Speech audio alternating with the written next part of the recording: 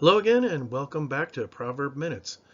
Each of us needs to come to that cross that Christ sacrificed for our sins because we need to understand these things that save us and give us a better sense of living.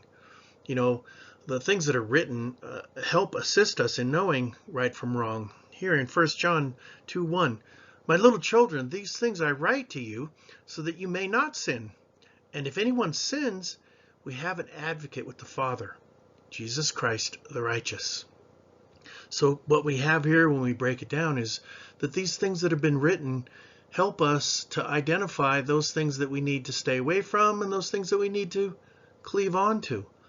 And if anyone, one of us sins, which we're going to do, there's not one of us that doesn't fall short and sin, we have the advocate of Jesus because we come to him.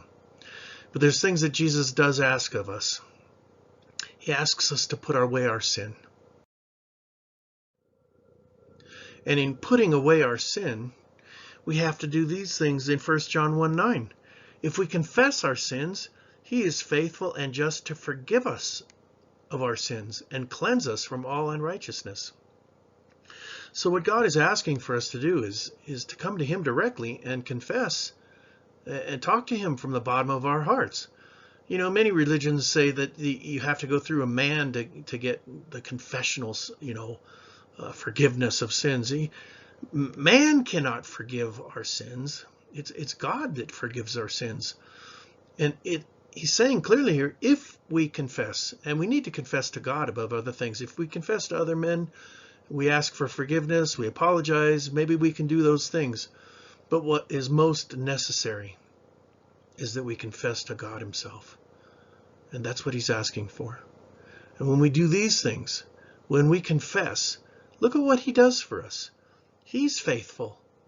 He's going to forgive us of our sins. He's going to cleanse us from all unrighteousness. He's going to give us that protection of his shining brilliance and the light of his love to shield us when the final judgment comes. And each of us, without God, without the presence of Jesus to be our advocate, there is no hope in salvation. So I would ask, if there's one out there that has not committed to Christ, why are you waiting? Thank you for coming to Proverb Minutes, and I sure appreciate you being here and sharing faith with me and among ourselves. If we can improve our lives, go out and help someone, we're so much better off for doing that. Not part of the problem where people hate and destroy and kill and pillage.